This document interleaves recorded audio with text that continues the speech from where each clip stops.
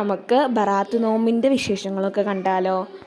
ഒത്തിരി ലേറ്റായി നമ്മൾ വീഡിയോ ഇടാൻ തന്നെ. കുറച്ച് കാര്യങ്ങളൊക്കെ കൊണ്ടാണ് വീഡിയോ ലേറ്റായി പോയത്. രാവിലെ മുതൽ ക്ലാസ്സൊന്നും ഇല്ലാത്തതുകൊണ്ട് വെറുതെ അങ്ങോട്ടും ഇങ്ങോട്ടൊക്കെ നടന്ന് ചുമ്മാ നേരം കളഞ്ഞൂട്ടി.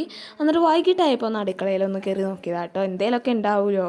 അപ്പോൾ അവിടെ ചെന്നപ്പോൾ എനിക്ക് ഉമ്മച്ചി കട്ട്ലേറ്റ് ഉണ്ടാക്കാൻ പറഞ്ഞ് എല്ലാ സംഭവവും റെഡിയാക്കി തന്നു. അതൊക്കെ ഞാൻ ചെയ്തു. പിന്നെ ലാസ്റ്റ് മഗ്‌രിബ് ബാങ്ക് കൊടുക്കാൻ നേരത്ത് നമ്മളെല്ലാം ടേബിളിൽ സെറ്റ് ചെയ്തു കേട്ടോ.